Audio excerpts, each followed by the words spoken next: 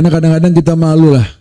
Kita orang Islam ini yang harusnya memegang akad, kadang-kadang kita malah memanfaatkan kebaikan orang untuk menteledorkan akad. Semua akad yang pernah kita buat ketika waktunya ditagih, jawabannya cuma satu, afwan akhi.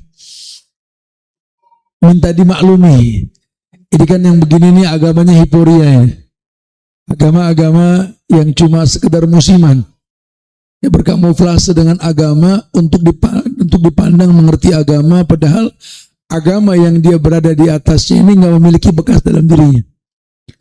Ketahuilah bahwa setiap syariat dalam agama kita ini diharapkan orang yang melakukannya memiliki bekas agama, bekas ibadah. Innallaha yuhibbu ayur asala ni'matihi ala abdi. Karena dikatakan bahwa sesungguhnya Allah ini paling suka banget melihat bekas ibadah pada diri seorang hamba. Allah paling suka melihat bekas ibadah pada diri seorang hamba. Makanya kalau sampai kita beragama kok kita nggak memiliki bekas, oh rugi kita. Wallahi rugi. Bismillahirrahmanirrahim.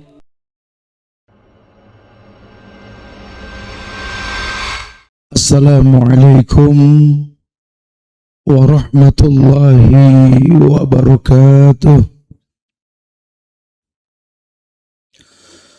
Alhamdulillah.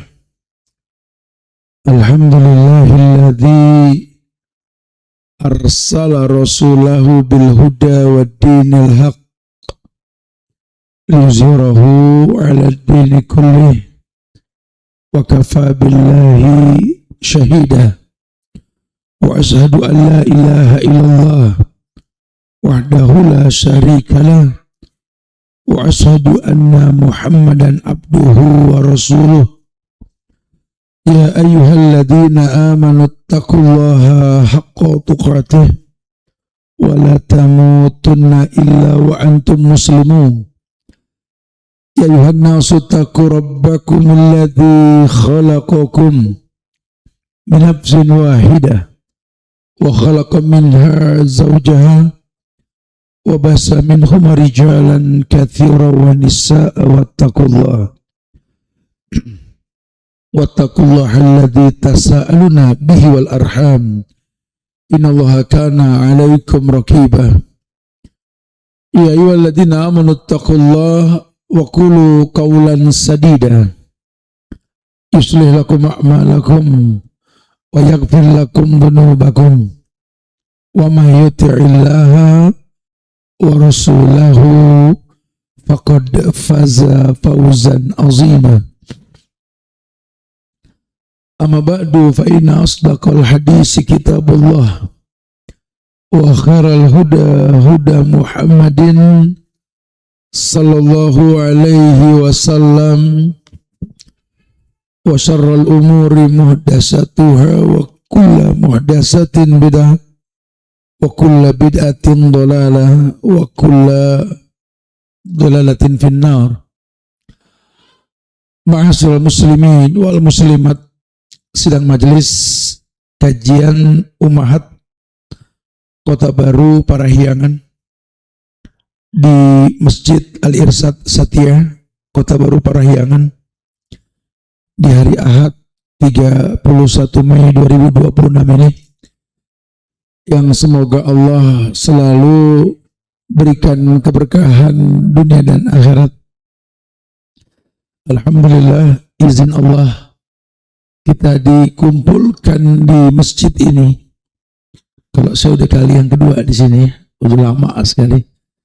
Mudah-mudahan ini Allah berikan banyak manfaat lah buat sama-sama kita belajar tentunya di tempat yang mulia ini, dan kita doakan semoga Masjid Al-Irsyad Satya di Kota Baru Parahyangan ini selalu Allah jaga sebagai teman-teman penyubur iman yang mendatangkan janji yang dijanjikan, majtama'a qaumun fi baitin min buyutillah yatluna kitaballah wa yatadarrasuna ma bainahum illa nazalat alaihimus sakinah wa ghasyatuhumur rahmah wa khufatkumul malaikah. Berkumpulnya manusia di rumah-rumah Allah, Quran dibacakan, sunnah dikumandangkan, Allah turunkan ketenangan sakinah. Dan setiap kita menghayalkan, menginginkan sakinah. Dan semoga Allah berikan di tempat ini insyaAllah. Usikum wa nafsi bitaqwallah jamaah. Diri ini berwasiat buat diri pribadi dan jamaah sekalian untuk selalu meningkatkan ketakwaan kita kepada Allah. Kita tahu bahwa hari-hari ke depan ini ujian kita makin berat. Maka hubungan yang kuat antara kita dengan Allah ini mesti diperjelas. Akad-akad yang memang kita telah buat kepada Allah, tolong jangan sampai cuma sekedar janji-janji palsu kita. Allah telah bertanya kepada kita di alam ruh dulu, alastu birabbikum? Kita menjawab, qalu bala syahidna. Bukankah aku Rob kalian, kata Allah. Kalau saat itu ruh-ruh kita mengatakan bala syahidna, kami bersaksi Allah. Bukankah kita berkomitmen bahwa Allah ciptakan kita ini untuk beribadah? Wa ma khalaqtul jinna wal insa illa liya'budun. Tidaklah aku ciptakan jin dan manusia kecuali untuk beribadah. Maka ini akad-akad kita sama Allah. Tolong jangan rusak akad tersebut, karena orang Islam ini dilihat dari akadnya. Kebetulan ini kita diberikan judul oleh panitia ini tentang tinta notaris menjaga kebenaran akad. Sebenarnya sih bukan cuma notaris kalau kita bicara akad, semua kita juga bicara akad. Karena kadang-kadang kita malu lah. Kita orang Islam ini yang harusnya memegang akad, kadang-kadang kita malah memanfaatkan kebaikan orang untuk menteledorkan akad. Semua akad yang pernah kita buat ketika waktunya ditagih, jawabannya cuma satu, afwan akhi. Minta dimaklumi.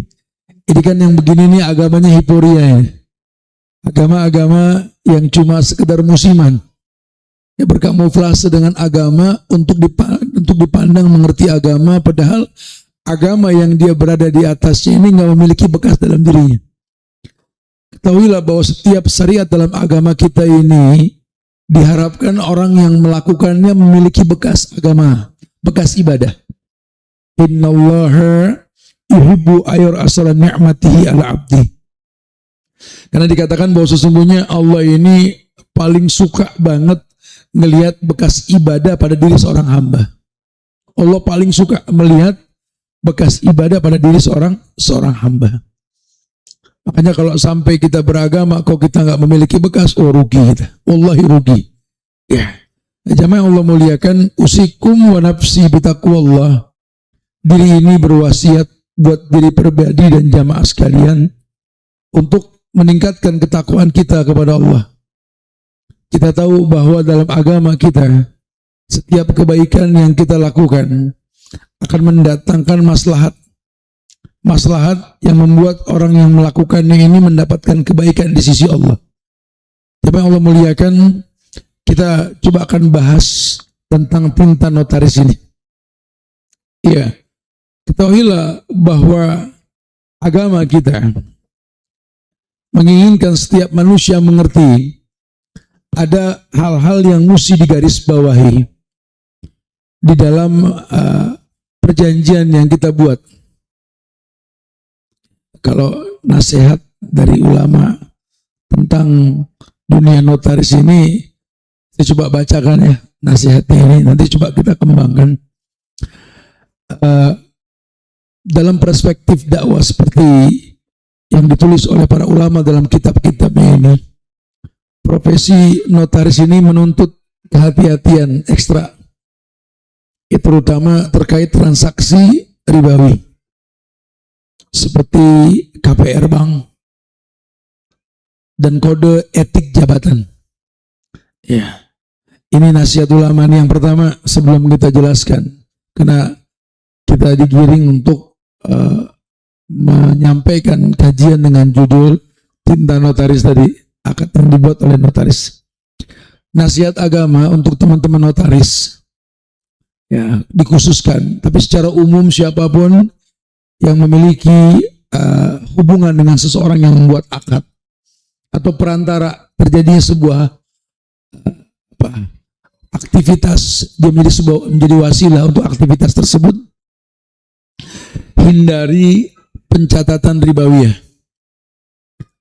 Karena jujur, Allah telah menabung nerang perang buat orang yang melakukan riba.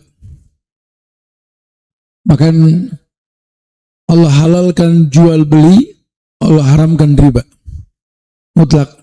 Bahkan banyak ayat-ayat yang mencemooh perbuatan ini. Sampai-sampai Allah mengatakan la yakumuna illa kama yakumul ladzi yatakhabbatu syaitan minal mas li'annahu akilu riba. Para pemakan riba ini ya, dia tidak akan tenang hidupnya. Bahkan kalau dia bangun tidur itu la yakumuna illa kama yakumul ladzi yatakhabbatu syaitan minal mas. Persis kayak orang gila bangun tidur.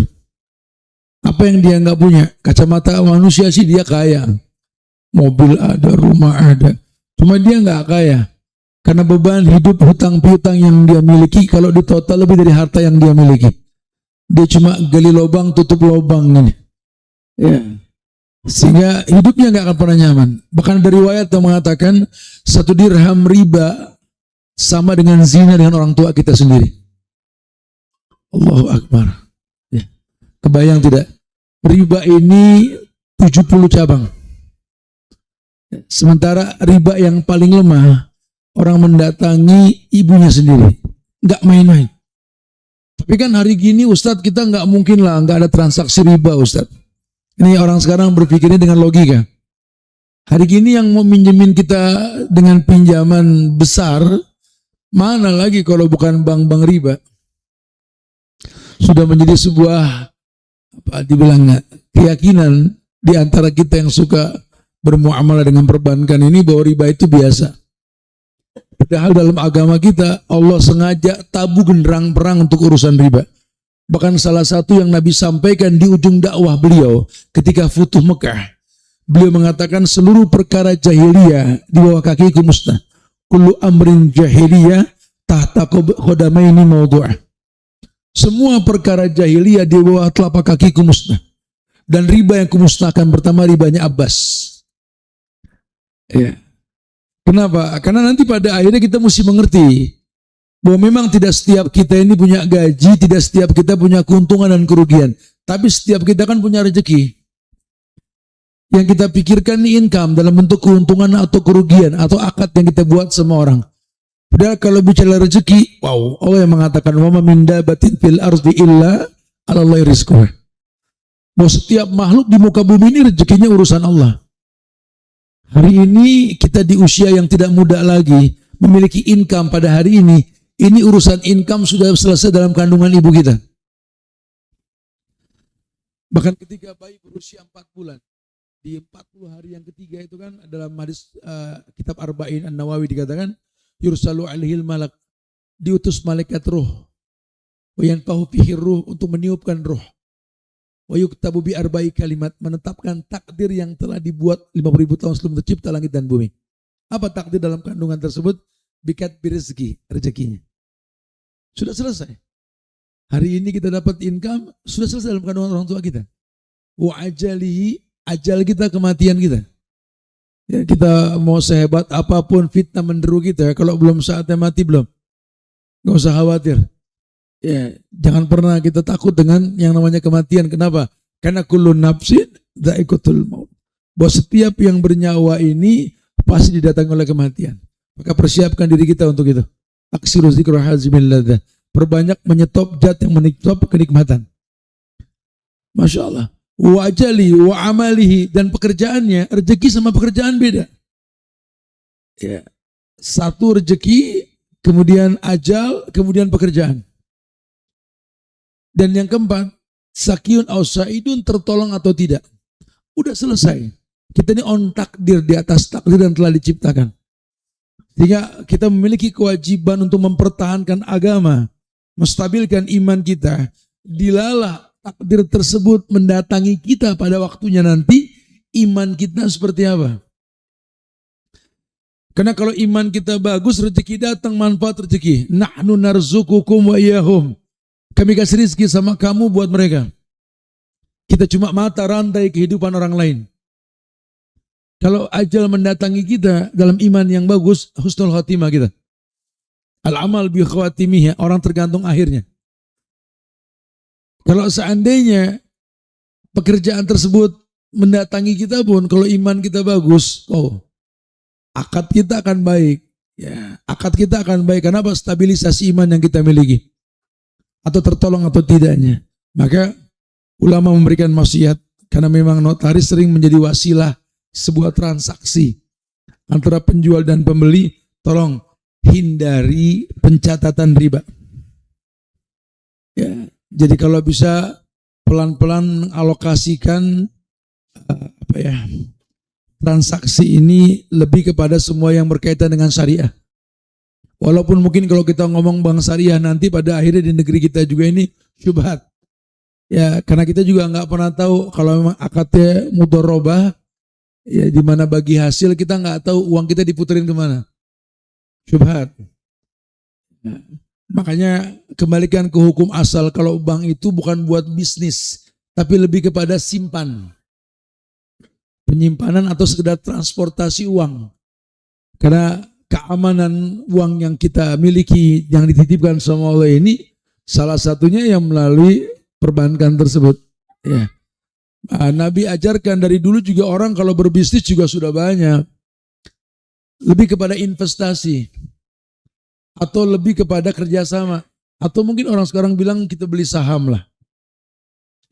Selama memang saham yang kita beli atau investasi yang kita tanam adalah sesuatu yang halal, maka kita masuk kategori wa ta'awanu 'alal birri wa taqwa wa la ta'awanu 'alal ismi wal udwan. Tolong menolonglah kalian dalam hal yang baik. Jangan tolong menolong dalam hal kemaksiatan dan dosa. Kita nggak boleh menjadi bagian sebuah pertolongan kepada sesuatu yang diharamkan. Iya. Jadi notaris mesti selektif nih. Jangan sampai memfasilitasi akad yang mengandung unsur riba. Jadi kalau perlu kesempatan, kayak orang rias pengantin, kalau dia berilmu, dia akan arahkan di mana mencukur alis nggak diperbolehkan, betul? Mempertontonkan aurat, kesempatan untuk langsung door to door, man to man ini. Ya, karena pada akhirnya nanti yang membeli memang butuh apa yang dibeli, yang menjual pun butuh apa yang dijual. Notaris yang paham. Notaris tinggal mengarahkan bahwa jual beli ini sebenarnya jual beli titipan Allah. Agama memperbolehkan kita berjual beli selama memang tidak ada unsur ribawiyah. Ingat ya, kita pada akhirnya sama Allah ini nggak bicara angka. Karena kaya bukan bicara harta. Nabi yang mengatakan, laisal ghina an kasratil ard walakinal ghina ghina'un nafsi. Kalau Anda bicara angka pada nominal harta, ingat Allah mengatakan, Nabi menyampaikan kepada kita, yang dibilang kaya itu bukan kaya harta tapi kaya jiwa. Khawatirnya Anda memandang kaya itu adalah angka. Ya, kita bicara kaya itu adalah angka. Ya salah. Walaupun kita butuh angka. Yang jadi permasalahan sekarang ini, agama lebih memandang keberkahan. Kita bicara kualitas bukan kuantitas. Karena pada akhirnya kita meyakini bahwa Allah baik, cuma nerima yang baik. Dan kalau kita jadi wasilah sebuah kebaikan, masuk nanti hadis yang mengatakan, man dalla ala khairin falahu mislu ajri fa'ilih. Orang yang menunjukkan pada kebaikan berpahala sebanyak orang yang berbuat kebaikan tersebut. Kesempatan loh jadi wasilah ini. Harusnya sih seperti itu ya. Yang kedua, nasihat ulama. Jaga amanah dan profesionalisme. Karena biasanya notaris disumpah ini. Ya, dengan sumpah yang sudah disepakati. Karena dia seorang muslim, dia berjanji dengan nama Allah. Ketahuilah bahwa pekerjaan sebagai notaris ini merupakan amanah yang besar. Karena notaris inilah yang menjadi penyebab wasilah, penyebab gagal atau berhasilnya sebuah transaksi. Ini amanah yang besar sekali ini. Maka jalankanlah tugas dengan jujur. Karena tanpa kalian ada kehidupan. Allah yang menciptakan kehidupan. Tapi dengan adanya kalian menjadi bagian sebuah kesempurnaan dalam kehidupan. Maka tolong yang jujur, teliti, adil demi menjaga hak pihak yang bertransaksi. Jangan malah berbisnis dalam transaksi tersebut. Jangan. Rezeki sudah selesai diatur sama Allah. Jangan paksakan adanya rezeki dari sesuatu yang bukan bidang kita. Khawatirnya kita akan menghalalkan yang diharamkan karena kita bukan bidangnya. Ingat, Allah baik, cuma nerima yang baik. Anda menghayalkan sebuah kebaikan di sisi Allah dengan cara-cara yang diharamkan, syubhat maupun diharamkan, karena Anda tidak berilmu dalam permasalahan ini, demi Allah, yang ada kerusakan. Karena Anda bagian dari ahlu dzikri, yang dikatakan fas'alu ahla dzikri kuntum la ta'lamun. Tanya sama orang yang berilmu kalau kamu nggak tahu. Orang yang berjual beli ini orang yang akan bertanya sama ahlul ilmi dalam transaksi. Siapa? Notaris.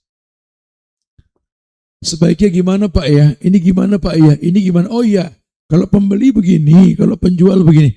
Tapi kalau boleh saya sarankan sih gini. Itu wasilah. Jadi tidaknya transaksi itu urusan Allah. Dan kita berharap jadi karena ada keuntungan dunia. Tapi ingat, keuntungan dunia ini bukan simbol kekayaan. Karena jadi nggak jadi rezeki sudah selesai urusannya. Yang dikhawatirkan nanti Anda mendekati rezeki yang dijanjikan dengan cara yang diharamkan. Wow, ini resikonya istidraj.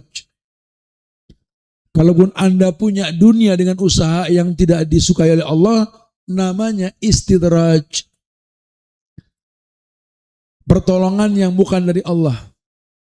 Kalau dari Allah namanya al-ma'unah. Wasta'inu bis-sabri was-salah. Minta tolong dengan cara sabar dan sholat. Tentu mukadimahnya kebaikan. Datanglah al-ma'unah yang dijanjikan sama Allah. Tapi kalau istidraj ini lebih kepada sesuatu yang memang tidak disukai sama Allah untuk mendatangkan kebaikan yang diinginkan. Ya, ini nggak mungkin datang kebaikan dengan cara yang benar. Kayak Anda pengen sehat, olahraga, cuma pakai baju ketat kayak penyelam gitu loh. Hari ini kan banyak culture ini, yang perempuan pakai baju penyelam, ya kerudung ketat masuk ke dalam kaos street yang ketat, kaos ketat masuk ke dalam celana legging yang ketat, berlari ngelilingin komplek, suruh bawa pelampung aja cari terumbu karang gitu loh. Lah kan ini aurat. Anda pengen sehat dengan cara yang haram, mana mungkin? Allah baik cuma nerima yang baik. Anda pengen membesarkan anak dengan cara yang haram, memanipulasi sesuatu untuk mendapat angka tambahan. Hey, ilmu yang dituntut sama anak ini adalah cahaya Allah. Al-ilmu nur, wa nurullah la yuhda lil 'asi. Ilmu ini cahaya Allah, dan cahaya Allah nggak mungkin datang ke orang yang bermaksiat. Yang dikhawatirkan nanti kullu lahmin nabata min sukhtin annaru hakubi. Yang dikhawatirkan nanti setiap daging yang tumbuh di badan anak-anak kita, keluarga kita dari uang syubhat dan haram, annaru hakubi. Neraka lebih berhak untuk mereka. Padahal di sekolah kan di pesantren, udah hatam Quran, ntar hotmul Quran, tapi lihat, tidak ada kebaikan dalam hidupnya. Kenapa? Karena ilmunya nggak berkah. Wayadubillah wa na'udzubillah. Ini sudah mulai banyak bermunculan ini. Di mana casing ini anak ngerti agama, cuma amaliannya lihat. Ada aja ujungnya jadi LGBT. Ada aja nanti ujungnya cosplay, meniru sesuatu yang diharamkan. Bukan nggak belajar loh. Belajar 3 tahun, lulusan coret-coretan baju, bahkan berbuat yang tidak senonoh. Makin tinggi ilmu, makin biadab perbuatannya. Ini banyak. Hafal Quran bukan dapat hidayah dengan Quran, tapi ngonten dengan Quran. Ngevlog sana, ngevlog sini, lihat. Allahu Akbar. Ya, itu kenapa? Karena tumbuh di badannya daging dari sesuatu yang haram. Ilmu nur wa nur la yudalil asi. Yang ketiga, ada apa ya istilahnya? Kewajiban untuk mematuhi kode etik profesi. Ya, jujur, sebagai pejabat umum, notaris ini kan memang dilarang keras mempromosikan diri berlebihan. Iklan di medsos atau mencari klien menggunakan perantara karena melanggar etika profesi yang berlaku. Ya, just to know sih boleh-boleh saja. Tapi kalau sampai mengiklankan sesuatu dalam rangka membuat sebuah daya tarik yang pada akhirnya membuat orang terinspirasi untuk menghalalkan yang diharamkan, oh bahaya. Tapi ini nggak mungkin loh Pak, kalau nggak nyogok, udah urusan saya itu. Kan jalan biasa, ada jalan tol juga. Ini kayak begini jangan kalau bisa. Lah kapan kita bisa hilangkan budaya gratifikasi di negeri kita? Kalau setiap kita berpikir akan ada selalu jalan baru gitu loh. Jadi kapan mau beneran negeri ini kalau setiap kita nggak ada disiplin? Jadi kayak kita ngelihat premanisme dari mulai pejabat di atas sampai dengan di bawah. Aturan main di anggota DPR sana, kalau nggak ada uang amplop ini, amplop itu nggak lancar lah. PO juga nggak bakal turun. Sampai urusan di jalanan saja. Jujur, saya ini biker. Saya keliling pakai motor kemana aja. Saya datang kemari pakai motor dari Jakarta. Ya. Ini maaf, ada teman-teman dari polisi, orang-orang korlantas. Semoga Allah berikan penjagaan buat kalian semua. Tolong, kami jarang ngelihat lagi polisi lalu lintas di jalanan. Yang kami lihat polisi cepek. Akhirnya premanisme yang jalan. Kalau mau lancar bayar. Kalau sudah begitu orang bawa emosi, bawa adat sendiri. Mulailah orang di jalan biasa ini kecewa. Kenapa? Ada yang menghalalkan trotoar. Ada yang menghalalkan lawan arus. Dengan alasan bahwa kami punya kebutuhan. Terganggu karena aturan yang tidak seperti ini. Wah, berantakan sudah. Ini yang terjadi sekarang akhirnya. Di mana-mana premanisme. Seakan-akan mereka betul-betul diberikan kesempatan buat ngancurin negeri ini. Kalau nggak setiap kita punya disiplin yang nggak bisa, ayo patuhi. Ada kode etik profesi. Jadilah wasilah kebaikan yang akan Allah berikan kebaikan tersebut insya Allah. Jangan halalkan yang diharamkan. Di yang keempat, ini poinnya. Utamakan kehalalan. Utamakan kehalalan. Ya. Kenapa? Karena memang bahasa ulama ini memastikan setiap honorium atau penghasilan murni yang berasal dari jasa pembuatan akte yang halal dan tidak terlibat dalam melancarkan praktik batil atau riswah atau gratifikasi tadi salah satunya. Ini merupakan bagian dari kesempatan para notaris untuk menegakkan itu. Karena toh pada akhirnya mereka butuh kita. Kalau mereka butuh, ini kan kayak orang jualan sembako, nggak akan pernah bisa orang nggak butuh sembako sudah. Apalagi notaris ini wasilah. Harusnya kesempatan kita untuk menjadi bagian sebuah kebaikan. Nah, ini bukan hal yang mudah untuk dipahami. Makanya beratnya hukum diterapkan dalam hidup. Ini yang membuat para sahabat ini sengaja sebelum mereka mendalami hukum yang telah Allah jadikan sebagai hudan, petunjuk dalam Quran. Mereka mengembalikan ke hukum asal. Kalau Quran itu hudan linnas. Apa artinya? Petunjuk buat manusia. Maka kalau nanti ada hukum dalam Quran yang dibacakan, tapi enggak menunjuki manusia, bukan Quran yang salah. Manusianya yang dipertanyakan kemanusiaannya. Ini Quran hudan linnas, petunjuk buat manusia. Kalau ada manusia yang enggak tertunjuki dengan Quran, sahabat menyikapi dengan apa? Memanusiakan diri mereka.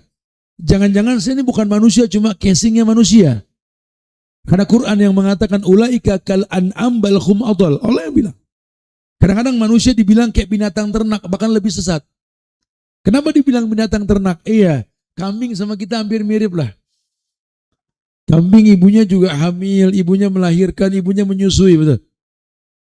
Kemudian besar dikawinkan. Nah, sama, kita juga ibu kita hamil kita dulu. Kita dilahirkan, kita disusui, dibesarkan. Udah gede kita dikawinin, betul. Cuma kan kita sholat, kambing enggak. Nah kalau kita enggak sholat kayak kambing. Sama-sama prosesnya. Ya, di situ bedanya cara muamalah Nabi ketika urusan jual beli kambing dengan orang yang sekarang niru cara dagang Nabi. Kalau Nabi dulu kan kambing diangon, dikirim ke sebuah ladang yang luas yang namanya Hima, batas negara. Sehingga kalau kambing makan di luar batas tersebut atau di ladang orang lah, ya nggak disalahkan lawang kambing. Kalau hari gini kan kambingnya apa? Dikurung, kita yang nyari makan. Kalau kita ngambil rumput di lahan orang, ya nggak boleh lawang kita manusia. Kalau Anda halalkan, ya Anda kambing, bahasanya begitu. Balhum adol, bahkan kadang-kadang manusia lebih buruk daripada binatang. Apa contohnya? Kambing bisa mendatangkan manfaat buat orang yang ngangon. Tapi lihat manusia, sudah tua bangka, S1, S2, umur sudah nggak muda lagi, nggak bisa ngasih buah kepada kedua orang tua yang menganggap diri adalah pohon yang ditanam. Kotoran kambing ini masih bermanfaat, bisa jadi pupuk. Kotoran Anda kan nggak ada manfaatnya. Kambing dijual masih bisa dapat uang, masih kita bisa makan dagingnya kemarin tuh. Anda yang mau motong, mau jual Anda siapa kan gitu ya. Di situlah ya, annasu madaniyun bitabai. Manusia ini ya yang dikatakan binatang yang berakal. Sehingga kalau akalnya nggak berfungsi, dipastikan dia binatang. Wa ya'udzubillah wa na'udzubillah. Manusia betul-betul disuruh membuat akad. 13 tahun pertama dakwah Nabi di Mekah itu menekankan tentang akidah. Apa tuh akidah? Karena 10 tahun berikutnya di Madinah itu ayat-ayat hukum al-muhakamat. 13 tahun pertama di Mekah, kan Nabi berdakwah 23 tahun. 13 tahun di Mekah, 10 tahun di Madinah. Ya, ketahuilah wahai teman-teman, ini banyak bisa kita simpulkan nih. Nabi itu diangkat jadi Rasul itu usia 40. Betul? Di Mekah. 13 tahun dakwah pertama bicara akidah. Apa itu akidah? Tausiku bil kuwah.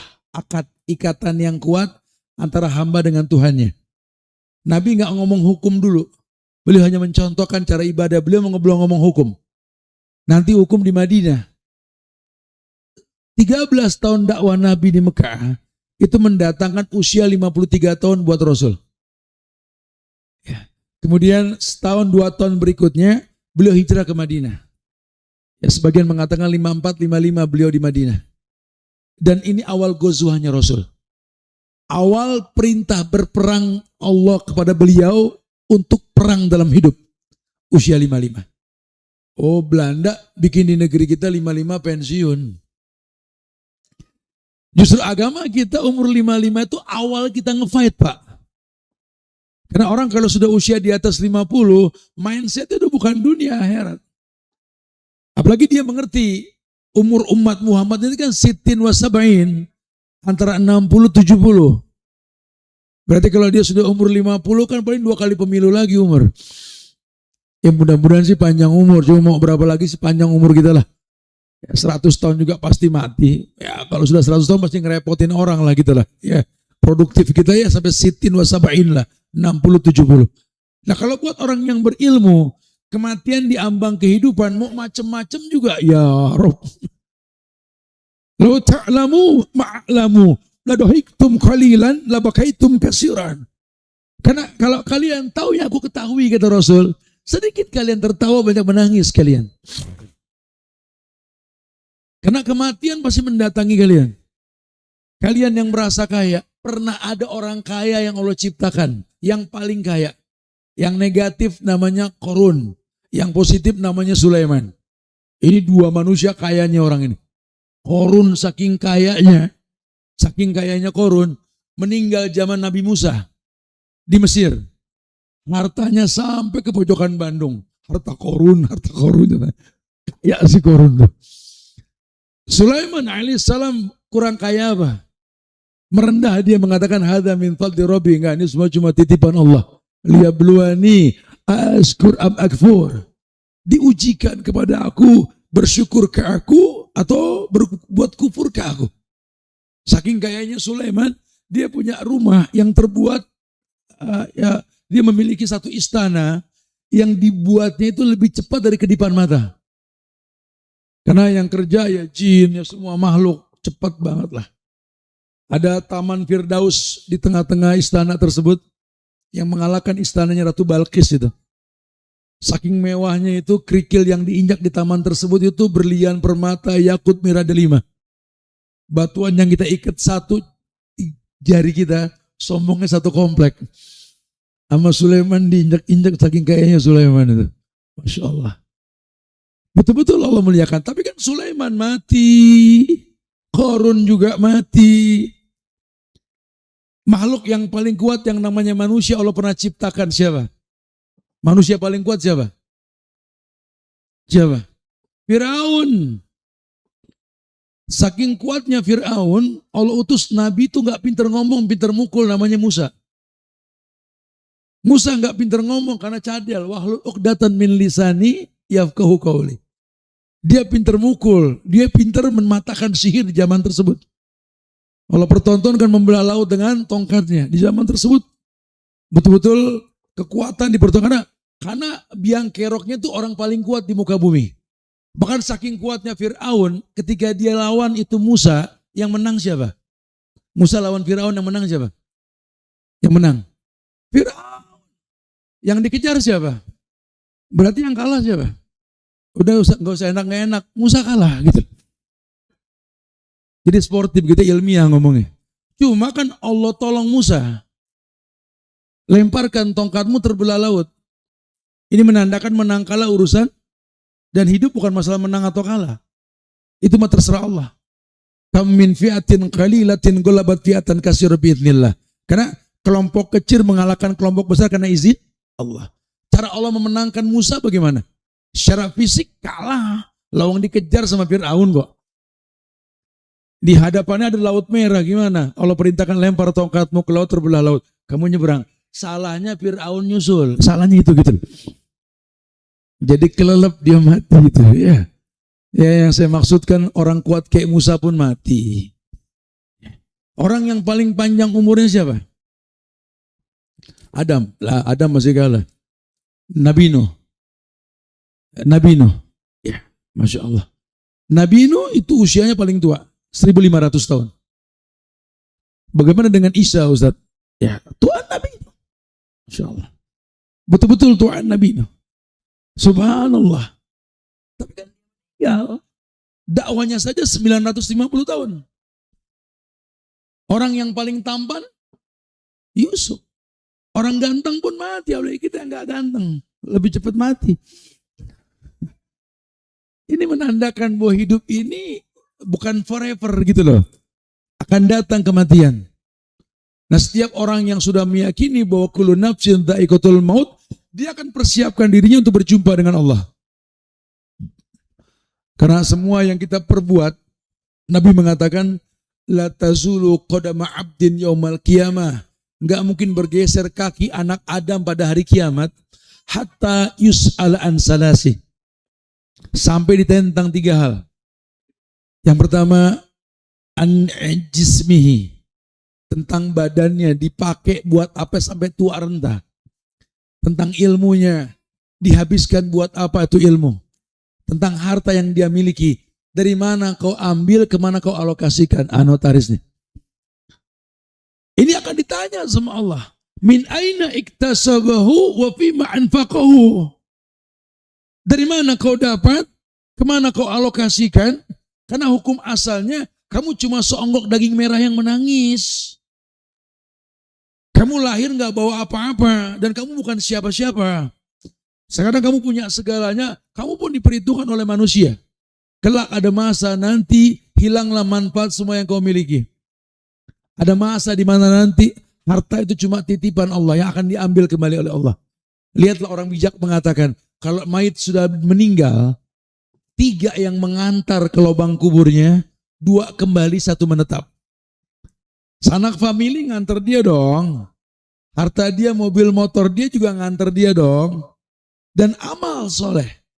Harta dan sanak famili kembali, yang netap apa? Amal soleh. Ini yang orang-orang berilmu ini sangat khawatir sekali.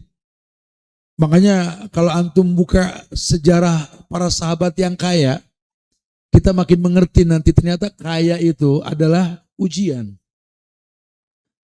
Jangan pernah dibilang, oh Ustaz, saya kalau nggak pinter-pinter begini Ustaz, di kantor saya nggak kaya. Oh gampang banget modal begini jadi kaya, saya juga bisa.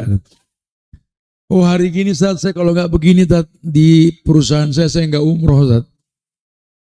Hari gini kita kalau nggak nekan pembeli, nggak menekan penjual, kita nggak punya lah Ustaz.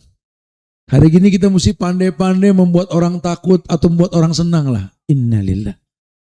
Ini kan bahaya sekali. Anda kayak orang-orang liberal, sekuler, yang berpikir bahwa masa depan tergantung apa yang kita buat pada hari ini. Anda lupa bahwa masa depan Anda telah selesai dalam kandungan orang tua Anda tadi. Sehingga kalaupun datang masa depan tersebut, iman Anda seperti apa? Karena bocoran Nabi, iman umatnya ini kan yazid wa yankus. Yazidu bil ta'a wa yankusu bil maksiat. Yang dikhawatirkan kalau iman lagi turun, datang tuh rezeki, akhirnya kita selewengkan tuh rezeki. Bukan ngasih ke orang tua, bukan ngasih ke istri dan anak, malah kita alokasikan ke tempat yang haram. Iman lagi turun. Kalau iman lagi turun, Masya Allah, ajal datang suul hatimah kita. Kalau iman lagi turun, bicara pekerjaan, kita akan menghalalkan income. Tanpa melihat income merusak ibadah kita. Hari gini banyak orang sengaja kerja di sini, bicaranya income. Bukan bicara gampang beribadah. Ya saya sengaja kerja di sini karena lumayan lah angkanya. Emang resikonya sholat masbuk mulu. Saya bukan nggak bisa di sono, cuman gajinya kecil. Memang sih on time sholat. Cuma ya kita nggak bisa kejar target lah. Tapi kan nggak boleh. Ya Allah juga paham. Allah juga paham. Mana Anda yang dulu, yang tahu Anda pernah susah, Anda pernah minta sama Allah. Sampai diabadikan dalam Quran, masalah itu memberatkan pundak. Alladzi anqadha zahrak wa rafa'na. Anda yang sekarang sudah enggak mengalami susah, ingat Anda pernah susah. Anda pernah merengek di atas sejadah meminta tambahan nikmat dari Allah. Anda rongrong Tuhan dan Anda yakin Tuhan menjawab yang Anda inginkan. Padahal belum tentu. Ada orang yang enggak kenal agama, hidupnya bagus lah. Ekonominya stabil. Satu waktu down ekonominya. Baru dia mencari agama, ketemu sama salah seorang guru. Dengan tenangnya dia berkata, Ustaz, saya ini lagi diuji sama Allah. Beberapa minggu ini usaha saya jatuh. Ada yang memberikan masukan kepada saya suruh tahajud. Alhamdulillah Pak Ustaz, seminggu ini saya tahajud. Betul ya, minggu berikutnya Allah jawab langsung. Ini kan dahsyat sekali loh. Secara logika nih kayaknya ini orang baik nih. Padahal kalau kita tanya secara syariah, emang situ minta ke Allah? Ya ke Allah. Sudah hafal nama Allah belum? Belum. Sementara Tuhan yang Anda minta bilang walillahi asmaul husna fad'uhu biha. Allah punya nama yang sempurna, minta dengan nama tersebut. Anda ini minta ke Allah tidak dengan namanya. Cuma Anda yakin Tuhan menjawab doa Anda. Ajib gak? Anda gak ada hubungan dengan Tuhan. Akidah Anda berantakan. Anda bilang lagi diuji. Anda gak diuji, Anda sedang diazab. Karena ujian itu buat orang soleh. Buka Al-Ankabut ayat 1 hingga 3 itu. Alif Lam Mim. Hasiban nas ayutraku ayyakulu amanna wa hum la yuftanun. Walaqad fatana alladziina min qablihim fala ya'lamanna Allahu alladziina shadaqu wa la ya'lamanal kadzibin. Lihat bahasa Allah. Apakah manusia mengira kalau mereka sudah beriman mereka enggak diuji? Kami uji orang sebelum mereka. Ujian itu buat orang beriman. Anda enggak beriman. Anda sedang diazab. Ujian dan azab ini sama, targetnya la'alakum tattaqun, supaya kalian kembali kau jadi orang yang bertakwa. Nabi saja untuk minta kiblat menghadap haram dari Palestina butuh 13 bulan. Sebagian riwayat mengatakan 17, wallahu a'lam bishawab. Anda ini cuma butuh 1 minggu mengembalikan rezeki Anda. Innalillah. Ini kan ajib bener kan? Ya jadi kita beragama pakai perasaan, wow, bahaya sekali. Oh berbahaya sekali. Kita menjadi orang yang betul-betul lupa kalau semua Allah sudah atur sebenarnya. Maka konsentrasi di stabilnya iman yang kita miliki. Yang dikhawatirkan nanti kita salah langkah. Karena poin utamanya Allah baik, coba terima yang baik. Kalau gitu bagaimana Ustaz? Begini, dalam agama kita sebenarnya bukan cuma notaris saja. Kita semua secara umum. Yakinilah bahwa Allah giring kita untuk menjadi orang yang bertawakal dengan mendasari ketakwaan pada hidup kita. Di Ar-Ra'd Allah berfirman, kata Allah, wa may yattaqillah yaj'al lahu makhrajan wa yarzuqhu min haitsu la yahtasib wa may yatawakkal 'ala Allah fa huwa hasbuh. Ini yang saya pengen bahas. Kata Allah, wa may yattaqillah. Yattaqillah itu sifatnya continuous dan atau mudhari'. Artinya in everywhere, dimanapun, kapanpun. Barang siapa yang bertakwa dimanapun dan kapanpun, yaj'al lahu makhrajan. Allah bilang, dimanapun dan kapanpun Allah siapkan solusi dalam hidupnya. Hidup ini perpindahan dari satu masalah ke masalah yang lain. Dan setiap masalah membutuhkan solusi. Dan Tuhan menjanjikan solusi. Yaj'al lahu makhrajan. Makanya orang yang berilmu ini meyakini bahwa setiap ujian pasti punya solusi. Asal yang diuji ini orang yang bertakwa. Jadi dia enggak menghalalkan yang diharamkan. Karena Allah yang menguji dia dengan kehidupan memberikan solusi dalam setiap ujian. Yaj'al lahu makhrajan. Asal dia bertakwa. Kalau dia sudah merasakan solusi, Allah mengatakan wa yarzuqhu min haitsu la yahtasib. Dia menjadi orang yang merasakan rezeki dari tempat yang tak diduga-duga. Kenapa? Karena makhrajan itu rezeki. Solusi. Sehingga dia enggak menghalalkan. Habis kita kalau enggak berbohong, Ustaz, kalau enggak melancarkan yang haram, rezeki kita kurang, Ustaz. Justru tambahan kita di sini, Ustaz. Jadi kayak orang buka kan kopi ini kan kopi milenial kan berjamuran. Jujurlah, kalau cuma jual beli kopi nggak bakal maju itu. Toppingnya yang mahal, panorama, fasilitas mungkin musik atau hal-hal yang negatif, atau mungkin diskon-diskon buat perempuan-perempuan cantik untuk kumpul di situ sehingga laki-laki datang ke situ. Ini poin-poin topping namanya ini. Akhirnya dia banyak halalkan yang diharamkan. Ini yang dibilang talbis. Ini yang dibilang kolaborasi antara hak dan batil. Talbisul haqqo bil batil. Taktumunal haq wa antum ta'lamun. Jadi kayak nilas titik rusak susu sebelanga. Gara-gara kolaborasi. Kalau dia mengkolaborasikan, karena dia nggak punya akidah, dia nggak punya akad dengan Tuhan. Sampai Nabi mengatakan la yasrik syarik inda syarik wa huwa mu'min. Tidak mungkin orang mencuri, tidak mungkin orang korupsi dalam kondisi beriman. Wa la yasni zani hina zani wa huwa mu'min. Tidak mungkin orang berzina, ketika berzina dia beriman. Wa la yasrabul khamr inda syarib wa huwa mu'min. Dan tidak mungkin orang narkoba, orang miras, minuman keras, orang memabuk-mabukan, ketika minum mabuk itu dalam kondisi beriman tidak mungkin. Karena orang beriman gak mungkin berbuat seperti itu. Terjadi talbis. Padahal dikasih bocoran sama Nabi. Innallaha idza ahabba abdan ibtalahu. Allah kalau cinta dengan seseorang, Allah uji. Riwayat lain mengatakan innallaha idza ahabba qauman ibtalahu. Allah kalau mencintai satu kaum bukan lagi seseorang, satu kaum Allah uji mereka. Nah, ujian ini adalah simbol kehidupan yang Allah sendiri mengatakan qayyatu abdi min ibadi bibtilahi. Cara aku mengikat tali kasih dengan hambaku, kuuji dia. Jawabannya tadi Al-Ankabut ayat 3. Jawabannya. Wala ya'lamanallahu alladziina shadaqu wa la ya'lamanal kadzibin. Karena dengan ujian tersebut Allah tahu siapa yang jujur dalam imannya, siapa yang tidak. Karena yang dikhawatirkan nanti Anda cuma merasa layak diuji, padahal nggak ada hubungan Anda dengan Tuhan. Ya, saya suka bilang di beberapa kajian, kayak ada seorang ayah yang bawa anaknya nangis karena nggak boleh ikut ujian di sekolah. Depan sekolah ketemu satpam. Pak Satpam, izinkan kami masuk. Tak dulu Pak, orang lagi ujian. Itu poinnya. Anak saya nggak boleh ikut ujian. Nangis dia ini. Loh kok bisa begitu? Kata si Satpam. Ya saya nggak tahu. Serius Pak, serius. Tanya anak ini.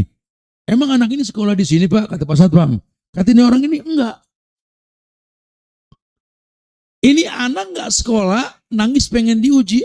Apa iya? Lagi kita sama Allah. Hubungan kita nggak bagus, cuma merasa diuji. Siapa kita? Ini kan bahaya sekali. Padahal target ujian apa? Fala ya'lamanallahu ladina shadaqu wa la ya'lamanal kadzibin. Dengan ujian Allah pengen tahu siapa yang jujur dalam iman, siapa yang tidak. Karena pada akhirnya nanti dalam agama kita ini bukan masalah kaya atau miskin, menang atau kalah, sakit atau sembuh, gagal atau sukses, bukan. Karena kedua-duanya ujian. Justru agama menginginkan, kalau kamu kaya, bisa gak bersyukur? Kalau kamu miskin, bisa gak bersabar? Kalau kamu menang, bisa gak bersyukur? Kalau kamu kalah, bisa gak bersabar? Karena bukan masalah kalah atau menang, bukan. Kalau rumus tajir itu bukan karena kita workaholic, karena kita pinter, bukan. Oh Ustaz, kalau saya gak pinter Ustaz, saya gak bakal kaya Ustaz. Ajib. Perasaan saya punya guru zaman SD tahun 70-an dulu. Ya, itu pinternya orang dalam matematik, Pak. Sampai sekarang gak kaya-kaya, Pak. Oh, karena saya pekerja keras, Pak. Kerasnya Anda kerja enggak sekeras para kuli di pinggir jalan itu. Lihat mereka, bawa pacul, bawa pengki, gak kaya-kaya. Oh, kalau saya memang workaholic lah. Standar manusia 8 jam. Saya 12 jam kalau kerja setiap hari. Wow. Itu kang kopi 24 jam gak kaya-kaya gitu. Anda lupa kalau kaya itu ujian. Maka rumus kaya cuma satu dalam Quran. Nahnu narzukukum wa iyahum. Kami kasih rezeki sama kamu buat mereka. Sifatnya titipan. Kalau pengen banyak yang dititipin, banyakin merekanya. Latih anak kita bersedekah. Rumus dalam Al-Quran. Mana kosot sodakotum mimalin, tidak kurang harta karena sedekah.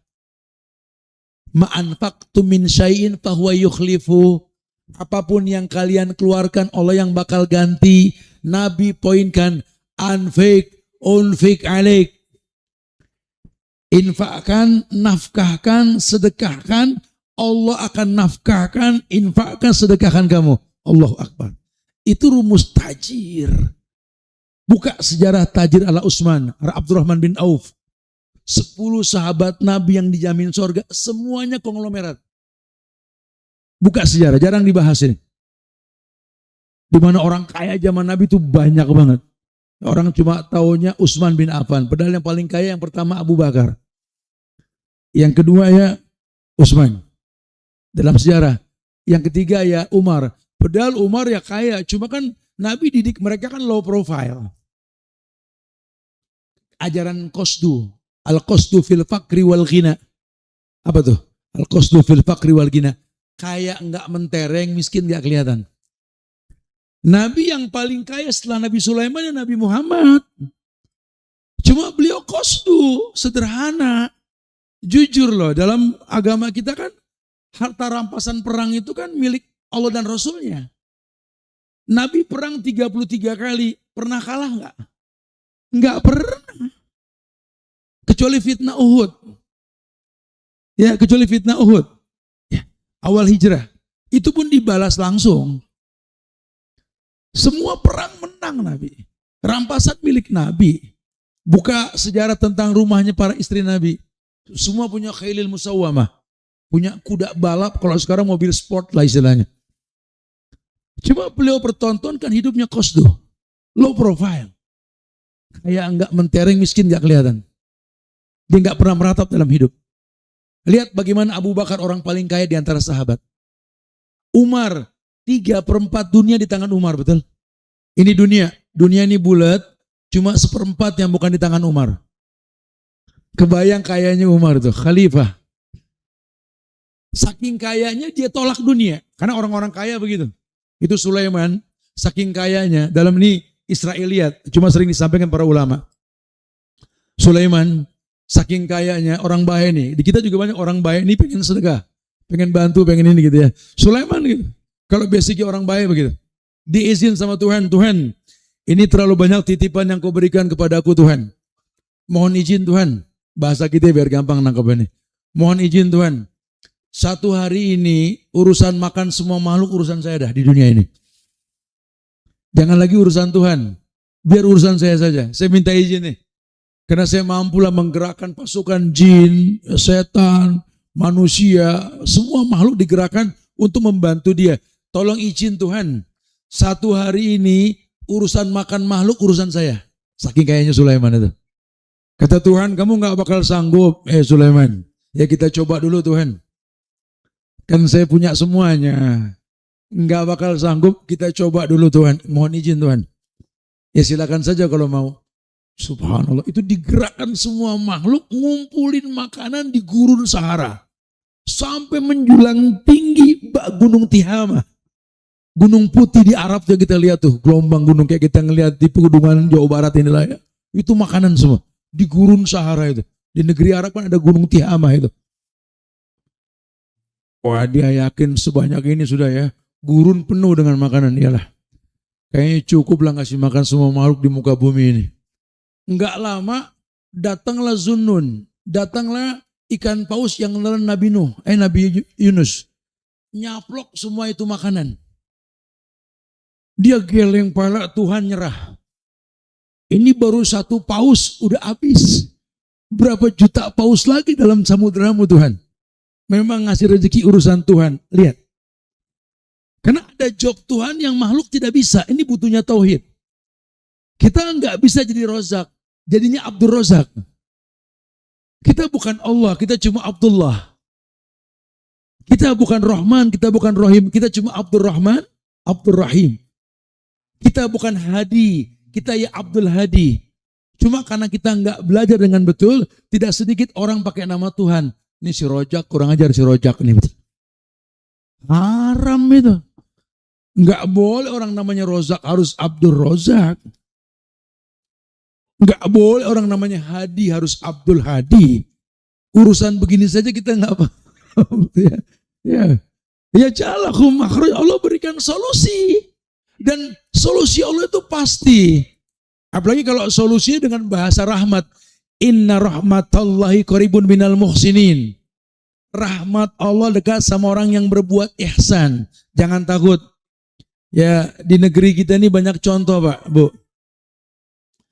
Ya kita kalau tarik sedikit sejarah perang Mu'tah di zaman Rasul dulu. Perang melawan Romawi itu. Di mana pasukan Islam itu ada 3.000 orang. Musuh Romawi itu 200.000. 3 pahlawan meninggal tuh. Ya.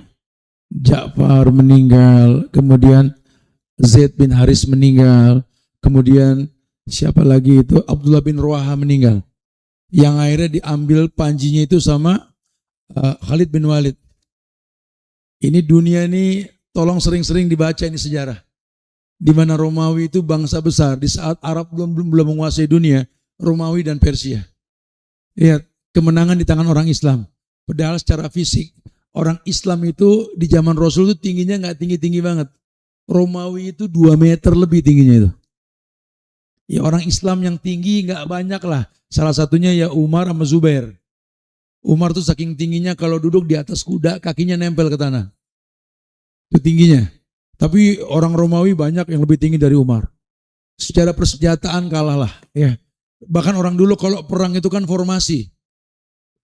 Prajurit, tombak, pasukan kuda, ketepel, kemudian panah, baru yang lainnya gitu kan. Formasi lah. Kebayang nih 3.000 lawan 200.000. Serbu. Nggak usah perang juga keinjak. Ya secara logika lah ya. Tapi kan menang. Nggak usah jauh-jauh zaman Rasul, tahun 45 lah. Veteran-veteran lokal Indonesia tingginya 150, 160. Nggak ada pahlawan kita di atas 180. Kalau ada pun dipanggil si Saleh Jangkung, Ahmad Jangkung, betul. Ya nggak ada lah sudah. Lawan Belanda yang 2 meter, senjatanya canggih. Kebayang tidak? kita cuma bambu runcing, paling kujang Bogor, ya, paling badik, paling kita cuma punya bedok, kita cuma punya keris dan bambu runcing. Wallahi kita bisa menang, diabadikan dalam undang-undang dasar atas berkat rahmat Allah. Dan didorong oleh keinginan luhur untuk berkebangsaan yang bebas. Ayat yang maju, inna rahmatallahi qaribun minal muhsinin. Rahmat Allah dekat sama orang yang berbuat ihsan. Rahmat Allah dekat sama orang yang berbuat ihsan. Siapa si muhsin? Orang yang berbuat ihsan. Orang yang beribadah seakan-akan melihat Allah. Kalaupun dia tidak melihat Allah, dia yakin Allah melihat dirinya. Buka Al-Isra ayat 70. Dalam ayat tersebut Allah berfirman, ketika Allah tegaskan kepada manusia bahwa kata Allah, walaqad karumna bani Adam. Allah yang mengatakan, walaqad karumna bani Adam. Wa hamalnahum fil bari wal bahr. Wa razaqnahum minat thayyibat. Wa hamalnahum ala katsirin mimman khalaqna tafdila. Allah bilang begini, ini kalau kita muhsin, ya Anda notaris atau Anda pengusaha atau Anda pejabat, ya tolong nih ayat dibaca-baca.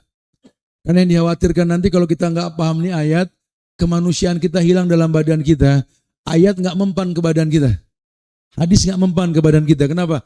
Karena ayat dan hadis yang berkaitan dengan hukum diturunkan buat manusia. Siapa manusia? Ini ayatnya.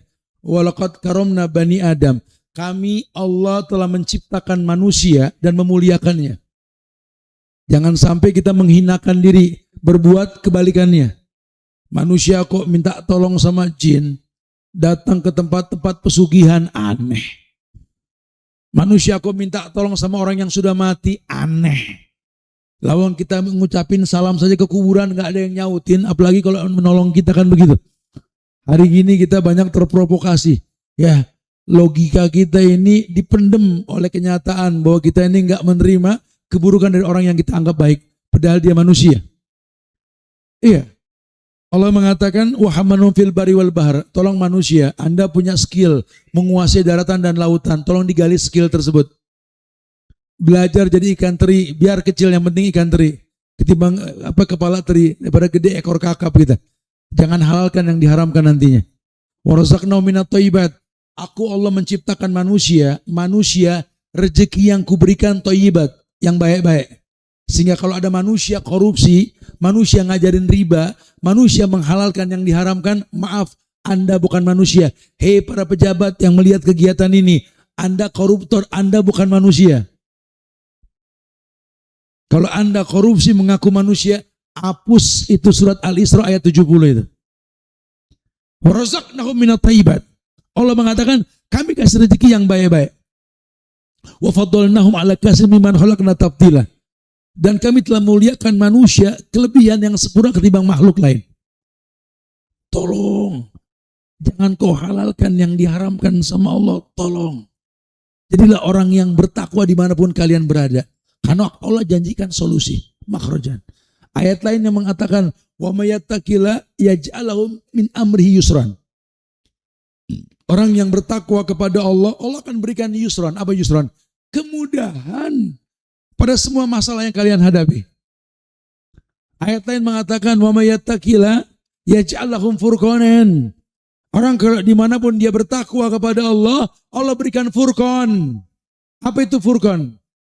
Alat bantu, pusaka, kemampuan membedakan yang hak dan yang batil. Mau dapat gratifikasi, mau dapat sogokan, ya siapa yang gak senang dapat hadiah, bahasanya kan hadiah. Iya saya manusia, saya gak boleh makan beginian. Harusnya kan begitu. Mumpung gak ada yang lihat, siapa bilang, amin tuman fis sama, ayursil alaikum hasiban fasata'lamuna kaifa nadhir. Kalian mau merasa aman dengan Allah yang di langit, menyaksikan semua perbuatan kalian. Inna alaikum lahafizin kiroman katibin ya'lamuna ma taf'alun. Itu di pundak kamu tuh ada malaikat kiri kanan kamu itu. Memang gak kelihatan, cuma bagian dari iman. Percaya dengan para malaikat. Walaupun sifatnya gaib. Mala ainun ra'at, wala udhunun sami'at, wala hatar kulli qalbin basar. Mata enggak melihat, telinga mendengar, hati nggak menghayalkan. Wallahi, cuma Allah firmankan, Nabi sabdakan, konsekuensinya cuma satu. Al-Ahzab ayat 36. Wa makana lil mu'minin wala mu'minatin idza qadallahu wa rasuluhu amran ayakuna lahumul khiyaratu min amrihim. Tidak ada pilihan lain buat orang yang beriman. Laki kah dia, perempuan kah dia. Kalau Allah telah turunkan syariat, ayat, dan Nabi telah mencontohkan syariat, hadis, kecuali mengatakan sami'na, kami dengar, kami patuh. Hati-hati. Ya, kita hidup ini cuma mata rantai kehidupan orang lain. Jadilah wasilah yang baik untuk mendapatkan kebaikan. Mandala ala khairin falahu mislu ajri fa'ilih. Ya, mudah-mudahan tinta notaris menjaga benarnya akad ini menjadi inspirasi kita untuk tetap istiqomah dalam kejujuran. Jangan halalkan yang diharamkan. Jangan gampang untuk melegalkan yang syubhat. Walaupun ulama mengatakan halal, cuma Nabi mengatakan faman ittaqa syubhat faqad istabara lidini wa irdih. Orang yang menjauhkan syubhat menjaga agama dan kehormatan. Perhatikan yang kita makan, perhatikan yang kita minum, dari mana asalnya. Wallahu a'lam bishawab, ya. Karena waktu juga yang enggak memungkinkan untuk membahas tuntas, tapi yang pasti memang sampai bahasan kita seperti yang direncanakan, mudah-mudahan ini menjadi penyemangat buat kita untuk tahu jangan kau halalkan yang diharamkan. Karena urusan rezeki udah beres. Ya, tolong jangan sampai rezeki yang telah dijanjikan jadi sesuatu yang buruk dalam hidup kita. Karena kita lupa kalau Allah baik cuma nerima yang baik. Kita lanjut kepada tanya jawab nih. Waduh, harusnya kalau tanya jawab ini pertanyaannya pendek, jawabannya panjang. Kalau ini Masya Allah, pertanyaannya panjang, jawabannya pendek. Iya, oke, gitu aja ya. Adab, etika, akhlak dalam bertanya, pertanyaannya pendek, jawabannya panjang. Ustadz udah kajian sejam seperempat, suruh baca lagi segini, Masya Allah. Tapi kita coba maksimalkan kalau memang penting kita sampaikan. Ya. Taib, afwan Ustadz, dengan keyakinan, dengan kefakiran, dengan keyakinan bahwa rezeki sudah diatur oleh Allah sampai batasan mana kita berusaha untuk mencari rezeki. Gini. Sebenarnya usaha kita berangkat pagi pulang sore lagi-lagi. Atau kita lembur. Maaf bro, bukan nambah angka. Angka gaji kita sudah selesai dalam kandungan. Oh kalau saya makanya lembur supaya dapat tambahan. Ya bulan berikutnya sakit, tekor lagi udah sana. Beli obat. Kalaupun Anda banting tulang, ya, itu menambah kualitas rezeki, bukan angka. Makanya perhatikan kalau Pak Tani yang peluhnya banyak, kerja karena Allah untuk anak-anak mereka, nggak menelantarkan ibadah, lihat. Anaknya jadi orang. Padahal kalau bicara angka sama aja, cuma kualitasnya. Anaknya di kampung sana, makanannya nggak 4 sehat 5 sempurna, tapi banyak yang S3. Banyak yang beasiswa. Lihatlah anak-anak kota yang makanannya bukan lagi 4 sehat 5 sempurna, 4 sehat 5 ajib. Semua dimakan sama dia. Tapi mereka nggak paham-paham belajar. Mereka nggak ngerti cara berilmu. Malah kadang-kadang aneh. Sekolah kelas 1, kelas 3 lulus-lulusan coret-coretan baju. Lihat, aneh aja aneh. Masa sudah berilmu, lulus dari sekolah, malah ngancurin yang 3 tahun kemarin.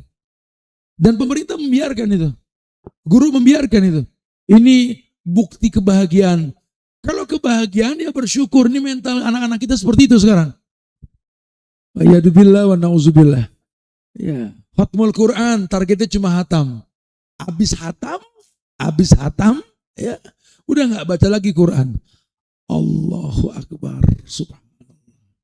Dia lupa kalau Quran itu dalilnya ikro baca, bukan ikhtam, bukan hatam. Dalilnya ikro baca, bukan ihfaz, bukan hafal. Ya, Masya Allah. Bismillah Ustadz. Izin tanya Ustadz. Cara menasihati anak remaja yang kecanduan HP Ustadz. Sudah dinasihati tapi tidak apa nih? Tidak apa maaf. Mungkin tidak ngopeni kali. Ini kita nih lucu, kita nih orang tua. Anak itu punya handphone, siapa yang beliin? Pulsa siapa yang ngisiin? Punya siapa tuh handphone? Ambil, susah amat. Tanda-tanda anak durhaka itu, orang tuanya takut untuk bertindak tegas. Itu tanda-tanda anak durhaka itu. Anda mau membiarkan dia durhaka? Lawang handphone Anda, dia cuma dipinjamkan. Paling ngambek sehari 2 hari. Bikin akad. Pak, aku minta uang jajan dong. Nanti dikasih uang jajan, tapi ambilnya habis sholat subuh berjamaah di Masjid Al-Irsyad Setia sana. Pulang subuh, Papa kasih ongkos. Ya Allah Pak, berat banget. Mau gak? Itu bukan galak, itu tegas. Silakan. Didik anak-anak kita supaya menabung untuk kurban. Kami didik anak-anak kami di Bogor sana. Sini pulang sekolah ada kembalian berapa? 5.000 sini. Taruh celengan. Sehari 5.000, sebulan 150.000. 12 bulan 1,8 juta. Anak-anak kami semua berkorban di usia SD. Sehingga mereka cinta dengan korban tersebut. Masjid kami terapkan ada barcode di depan masjid. Ayo silakan yang mau tabung korban. Sehingga enggak lagi masjid enggak punya izah. Minta-minta orang kirimin hewan. Orang tabung korban di sini. Lempar duit 10.000 satu hari. Tiap orang disiplin, ada QRIS kok sekarang. Kalau sehari 10.000, sebulan 300, 12 bulan 3,6 juta. Tahun depan di masjid sini ribuan hewan. Ayo bisa. Kita orang laki, anak ini mau lahiran. Jangan sampai nggak diakekah. Kalau bini sudah telat 2 pekan, yang namanya hamil. Taruh duit 10.000 sehari, sebulan 300, 9 bulan 2,7 juta. Bayi lahir akekah, tergadaikan bayi dengan akekahnya. Kadang-kadang kita malah milih ngerokok, nge-vape. Kan bodoh sekali gitu. Bagaimana Tuhan mau nitipin rezeki kalau yang ada aja kita bakar-bakar? Allahu Akbar. Allahu Akbar. Ya. Kayak rezeki negeri yang agrari dibikin industri hancur. Coba kembalikan ke agrari. Lawang negeri ini nggak butuh tukang siram pohon, hujan tiap hari kok. Lihat negeri ini merdeka tahun 45 sampai 57 swasembada beras, kita sedekah beras ke tetangga negara kita. Ketika mindset kita berubah jadi industri, hancur sudah semua. Kadang-kadang kita kufur nikmat, itu masalah kita. Wa yadubillah wa na'udzubillah. Masyaallah. Apa Ustaz, kalau misalnya hutang riba tapi udah lunas, barangnya termasuk barang haram atau tidak? Kalau memang dulu kita lakukan belum berilmu, gugur hukum orang yang tidak berilmu sampai dia tahu. Ya. Maka nggak ada masalah. Allahu a'lam. Bagaimana jika pada saat jual beli tanah diyakinkan oleh notaris dan sebagainya, tapi pada ujungnya sertifikat tanah belum juga diterbitkan dengan berbagai alasan, padahal semua sudah lunas. Nah, ini saya juga nggak paham nih, notaris yang paham lah ya. Apa iya selama itu prosesnya gitu loh. Karena kalau negara-negara luar nggak kayak di negeri kita, saya nggak paham lah. Makanya notaris lebih paham lah. Ya, kadang-kadang nih ada uang bangku, uang meja, uang ini nih, takutlah kepada Allah. Takutlah kepada Allah. Belum lagi nanti tawaran untuk mengecilkan ukuran. Banyak riwayat tentang Allah akan gantungkan di leher kita kezoliman walaupun cuma sejengkal tanah yang kita zolimin. Jangan dikurangi, jangan dilebihkan. Diri kita nih kayak begini nih mesti takut sama Allah. Makanya saya nggak pengen ngomong tentang notaris saja, secara umum lah. Ya. Kalau sudah keluar jalur, namanya talbis. Tidak ada kebaikan dengan cara yang seperti ini. Yang dikhawatirkan kita menghalalkan yang diharamkan sama Allah. Padahal urusan takdir sudah selesai. Kok doa saya nggak diterima sama Allah, nggak dijawab-jawab Ustaz? Iyalah. Innar rajula la yurmu rizqo bidammin yusibu. Orang terhalang dari rezekinya karena maksiat yang dirutinkan. Jangan-jangan Anda menghalalkan yang diharamkan. Akhirnya al-mauna nggak datang, yang datang istidraj. Selain dari Allah. Waduh. Ini tanya nabinya siapa nih? Gitu. Kalau nabinya Muhammad, qasar itu cuma sholat. Salam nggak dikosor gitu loh. Nggak boleh ini ya. Mendingan bismillah Ustaz tanya. Jangan aswarwab. Jawabannya was gitu. Jadi bid'ah loh ini nanti loh. Karena Nabi nggak ajarkan. Nabi nggak mengkosor salam. Yang dikosor itu sholat. Zuhur jadi 2, asar jadi 2. Kami ini lagi safar. Mengkosor. Tadi zuhur sama asar sudah kami kosor. Datang kami nggak sholat lagi. Nah. Jangan lagi ya, nggak boleh mengkosor salam, nggak boleh nih. Ya. As, coba googling as artinya apa coba? Kan bahaya nantinya. Hukum notaris yang membuat akte di bank konvensional, apakah kaitannya? Ada kaitannya? Ya iyalah, bank konvensional. Saya lagi lembutin bahasa diperjelas sama dia. Ya, buatlah dengan akad-akad syariah. Kalau kita nggak mulai, apalagi kita malah memprovokasi. Bank syariah sama aja, Ustaz. Kapan kita bisa menegakkan hukum syariah? Saya bukan pekerja bank syariah ya. Cuma tugas kami menggiring orang kepada syariah. Sekarang 73% muslim di Indonesia, uangnya di bank konvensional. Ya asing dan asing maju. Anak-anak muda sekarang gak berani bersaing. Bukan gak berani bersaing, Tat. Modal punya mereka, Tat. Ya modal mereka dari kita, uang kita di bank mereka kok. Kita kasih modal buat mereka bikin pinjol, gadai ini, gadai itu, ya kan? Karena uang kita muter. Anda punya duit 500 juta, besok Senin nih. Telepon bank jam 8, jam 12 saya ambil. Iris kuping saya kalau ada tuh duit. Duit Anda muter, bukan stay. Anda kasih modal ke mereka. Bank konvensional itu orang-orang kafir manajemennya. Jadi jangan berkeluh kesah. Mereka sekolah bisnis, Tat. Lihat tuh Rawa, Tat. Kota Baru Parahyangan. Jadi betul-betul kota yang besar, Tat. Mahal tanahnya sekarang. Kami orang Islam punya warisan strategis pinggir jalan, Tat. Ribut sama saudara. Secara fisik, asing dan asing, Tat. Six pack, Tat. Karena pelari culture. Olahraga apa yang mereka nggak lakuin, Tat?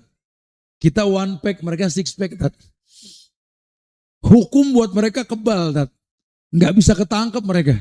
Kalaupun ketangkep tahanan luar mereka, Tat. Lain sama kita, hilang motor, lapor mesti jual mobil. Kayaknya kita bakal kalah, Tat. Jangan suka pesimis. Mereka mungkin secara fisik, finansial, otak mereka punya. Tapi mereka nggak punya Allah. Kita punya Allah. Ini yang mesti kita pegang. Makanya orang Islamnya bangga dengan hukum Islam. Jangan malah mengalokasikan hukum pada hukum-hukum non-muslim. Ini kalau orang Islam kompak besok Senin, ngambil uang dari bank konvensional, pindah ke bank syariah, selesai mereka. Cuma karena kitanya memang gak yakin dengan itu, ya mau bilang apa? Kita ngelobi Tuhan, Tuhan juga maklum, Ustaz. Hari gini kita kalau gak ngantongin BCA, gak ngantongin bank-bank konvensional, gak bisa, Tat. Oke, kita balik sedikit. 1 dirham riba sama dengan zina sama orang tua. Hari gini Ustadz, kita kalau nggak zina sama ibu kita nggak bisa hidup, begitu? Allahu Akbar. Allahu Akbar. Ya, sangat disayangkan ya. Kita remeng dalam keagamaan nih. Masya Allah. Sekali lagi saya tekankan, ayo kita belajar. Ayo kita nuntut ilmu, apapun profesi kita, takutlah kepada Allah. Ya, negeri ini butuh generasi robbani yang berpikir memberi bukan mengambil. Doakan diri kita, keluarga kita, doakan nih masjid kita, semoga Allah jaga selalu tempat ini sebagai taman-taman penyubur iman. Ya, doakan pula Indonesia agar dijaga ukhuwah kebangsaannya. Doakan para pemimpinnya semoga diberikan hidayah semua insyaallah. Ya, jaga negeri kita dengan ilmu. Wallahu a'lam bishawab. Kita tutup dengan kafaratul majlis. Subhanakallahumma bihamdika asyhadu an la ilaha illa anta astaghfiruka. Assalamualaikum warahmatullahi wabarakatuh.